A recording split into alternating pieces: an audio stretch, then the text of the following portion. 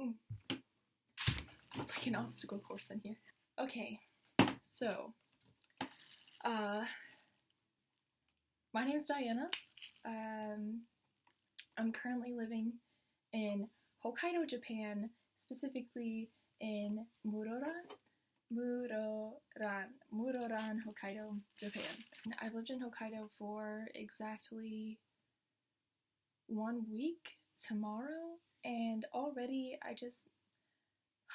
it's crazy here. It's crazy here, guys. People are insanely beautiful and nice, and I just want everybody to know about it. Let me tell you how I came to live in Japan. I'm from Kentucky, USA, where Kentucky Fried Chicken hails from. It's so funny because when I tell people where I'm from here in Japan, I always am like, Kentucky, like KFC, because it's like I can't run away from it because there's a KFC here in Muroran. I haven't had it yet. Like I said, I've only been here a week, but I'm gonna go try it. I'll take you guys. You can come with me to KFC. Okay, so the weird thing is I never liked KFC at home. I have this weird thing about fried chicken and just it being really greasy. But I hear that KFC in Japan is different and good and not greasy. So, I don't know, maybe I'll do a video, we'll go to KFC. There's like a full-size Colonel Sanders outside of the KFC here. It's really cool. Yeah, so we should do that. Okay, so I'm from Kentucky. How did I end up in... I'm gonna get so sidetracked all the time. How did I end up in Muroran, Hokkaido? I wasn't originally going to come to Japan. I just graduated from college, University of Kentucky. I have a degree in marketing that I really have no idea what I want to do with. And don't worry, I'm not going to play any business marketing head games on you because, that's one of the reasons why I feel so torn about my degree, because I see like the evil side of business and it breaks my heart, and I don't want to be like that. I don't want to be like that at all. After I graduated, I took 2 months and I did nothing. I was being really lazy. I didn't want to get a job right away. I was like, man, I've been in school for so long. I just want to take a break. So I did. I took a break and I hung out in Kentucky and hung out with my friends and my dog and my boyfriend, and we had a great time. It was a great summer. And in the meantime, while that summer was happening, I was waiting to hear back about the JET program. I don't know if you guys know what that is, but it's the Japan Exchange Teaching Program. It's run by the Japanese government, so it's very legit. A very, very great program, and it's really competitive. So I applied for that, and my boyfriend applied for that, and we were like, yeah, we'll go, and it's so you can teach English in Japan, which is what I wanted to come here and do originally. So, we applied, and my boyfriend, he's now my husband, I'll get to that. We applied, and he, Colin, you'll meet him, I promise. He was already an English teacher, and I had no qualms whatsoever about him getting in. I really knew that he was gonna get in as soon as we applied. I was unsure about whether or not I would get in. I've never taught before. I don't have any teaching experience. I have a marketing degree. I knew nothing about Japan, really. I've taken a couple of Japanese language classes and a couple of culture classes, but basically nothing about Japan. So I was like, yeah, I'll just throw some straws out there. Hopefully, maybe I'll get into this really, really competitive program.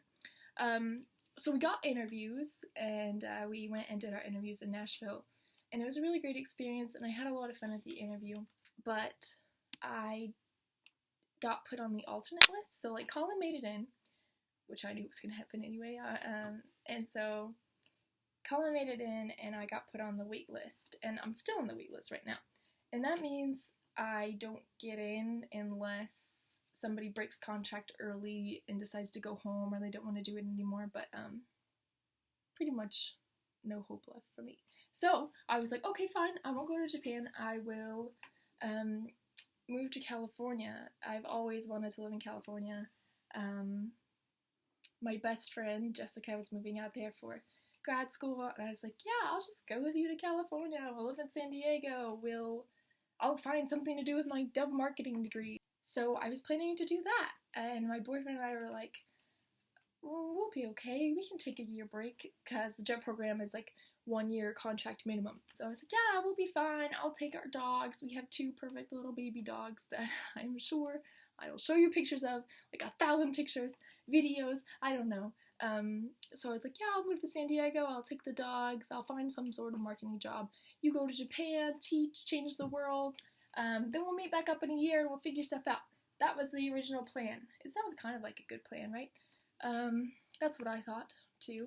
Except I realized that I was just deceiving myself the whole time, pretending like I wasn't really, really hurt about not getting in and leaving my boyfriend, and I just, man, the end of the summer kept creeping closer and closer.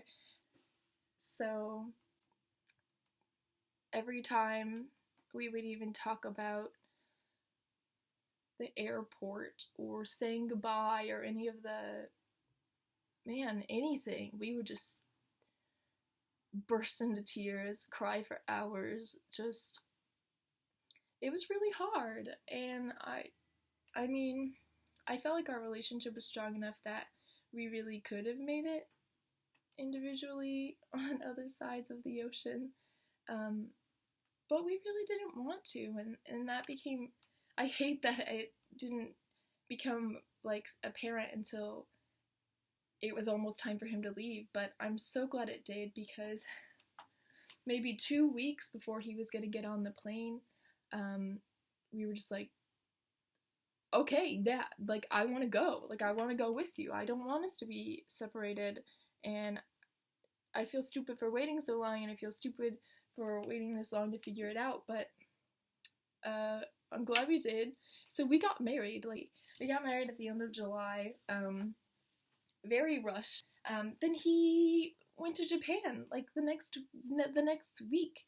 So at that point, I had my passport already, but I didn't have a visa, I didn't have anything. I was like, so how can we really do this? We got married, and so I had to work on getting my dependent visa, and that took about a month. So in that in-between period, my friend that was moving to San Diego, I helped her. We drove across the country. It took us about a week. We did a pit stop in the Grand Canyon, and we hiked to the river, and that was really great. And I still have a tote callus from that I would show you, but I think that's pretty graphic. So yeah, I helped her move out to San Diego and get settled in her new house, which I felt really bad about leaving my friend too, because she didn't want to go out there alone, and she was this is like her dream grad school, but she didn't want to do it alone. Like, she thought I was going to come with her, and I mean, I thought I was going to come with her, but I think she ended up in a really good place, and she's really excited about it. She started classes now.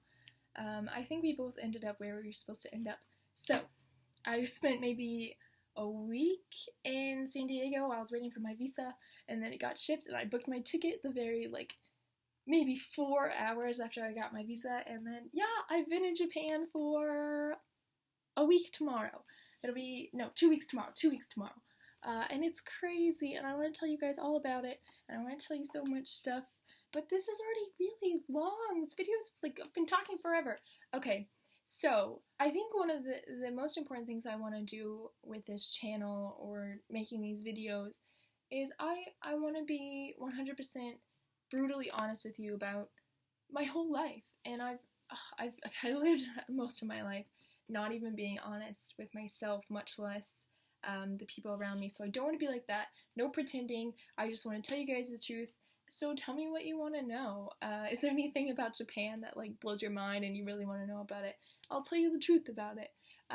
So tell me what you think. Just talk to me in the comments. I'll totally talk to you. I've got nothing to do. Yeah, and I'm really excited about this. I'm really excited to get to know all of you, and yeah, okay, so see you soon.